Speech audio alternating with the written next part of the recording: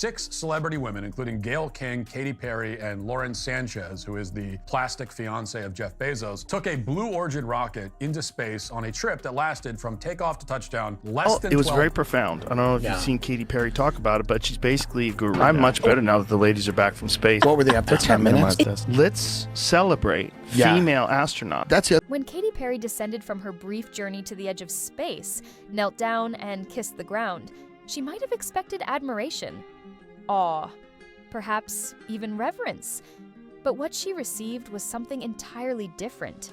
The internet responded, not with applause, but with collective secondhand embarrassment. That moment, intended to be symbolic and heartfelt, landed with a thud.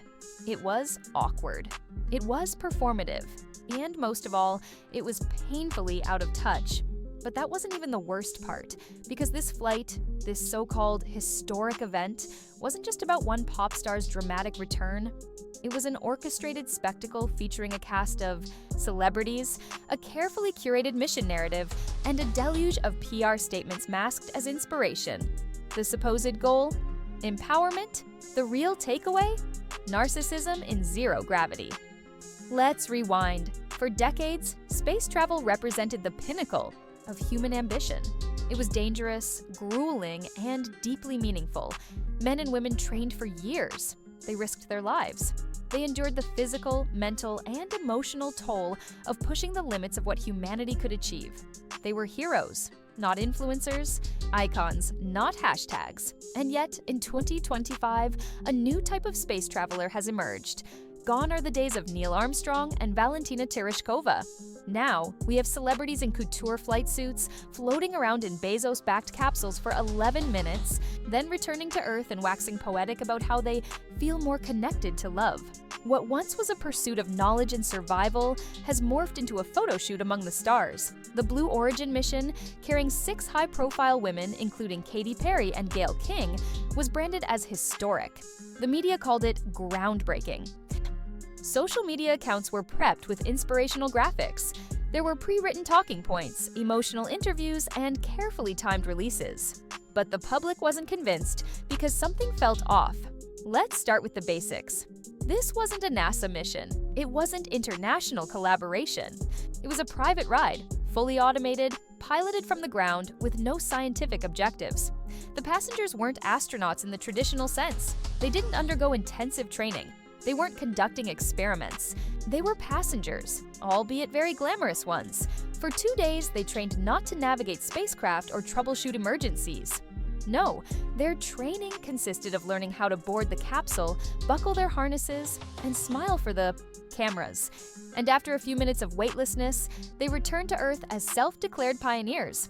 Katy Perry emerged with a daisy in hand, delivering lines about love, motherhood, and environmental consciousness. Gayle King, visibly emotional, warned the public, "Don't you dare call it a ride. It was a journey." A journey apparently with complimentary luxury suits and pre-packed sound bites, but the backlash came quickly and brutally. It wasn't just critics. It wasn't just ordinary viewers. The mockery came from other celebrities. Olivia Wilde reposted Perry's kiss with biting sarcasm. Amy Schumer joked that she was added last minute to the space crew while on the subway, holding a flower from her purse. Even Martha Stewart, the queen of calm and class, posted a subtle troll, a video of herself in zero gravity years ago set to a Katy Perry lyric. The message? We see through this.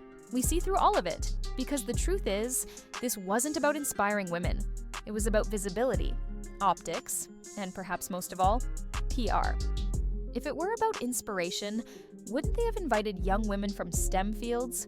Female scientists, students with big dreams but limited means. Instead, it was a club of celebrities, connected by wealth, status, and proximity to power. The media tried to paint this as the next great leap for women in space. But for many, it felt like a slap in the face. Because this wasn't real representation, it was symbolic indulgence, the kind that doesn't open doors for anyone, the kind that closes them with a smug smile. Let's talk about the term astronaut. In the past, to earn that title meant something. It meant sacrifice, it meant rigorous testing, extreme conditions, and literal life or death scenarios. But now, Apparently, all it takes is a billionaire friend and a free weekend, the internet. Had a field day, comment sections were flooded with jokes. The only thing orbiting was their egos. They trained for 2 days to fasten a seatbelt. I've done more zero-gravity training at Disneyland. The sarcasm was relentless. And it wasn't just funny. It was revealing. It showed just how disconnected this mission was from the average person's reality. And here's the kicker. When the criticism came, the crew didn't reflect. They doubled down. They delivered impassioned speeches about how this flight was a symbol of hope. They insisted they had modeled unity and created space for other women to rise. But here's what they didn't do. Acknowledge the privilege. Acknowledge the reality that for most women, space is still a distant dream. Not because they're not worthy, but because they don't have access. Access to the money, the connections, the invitation list. This wasn't empowerment, it was entitlement, wrapped in the language of progress. And let's not forget how disconnected the messaging was from real life. At a time when many families are struggling to afford basics, eggs, rent, fuel, this group flew to space, took photos, and returned to lecture the public on transformation and self-love. It felt like satire, like an episode of Black Mirror, with better lighting. Meanwhile, real astronauts, working silently in the background, conducting experiments and spending months in orbit, go largely unrecognized. They don't hold daisies or cry on live television, they just do the work. And they don't need the world to admire them. They just need support to continue pushing humanity forward. And that's the biggest tragedy of all, because moments like this, moments that could inspire, are being wasted. Wasted on ego, wasted on clout chasing, wasted on people more interested in being photographed than making history. We shouldn't forget what space means. It's not about who gets the best zero-gravity selfie. It's about exploration, discovery, the search for something greater than ourselves. Space should humble us, not inflate our egos. But maybe that's the real issue here. These weren't astronauts. They were passengers on a billionaire's vanity project, and they acted like they'd conquered the universe. They didn't. Make history. They made headlines. And there's a difference. So now the question is yours to answer.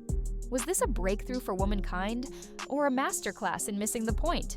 Should we be clapping for a celebrity joyride, or demanding that the spotlight return to those who actually earned their place among the stars? Let us know in the comments, because if space is truly the final frontier, we should be careful who we allow to plant their flag on it. Subscribe for more sharp, unfiltered takes, because the truth deserves more than just a 10-minute ride.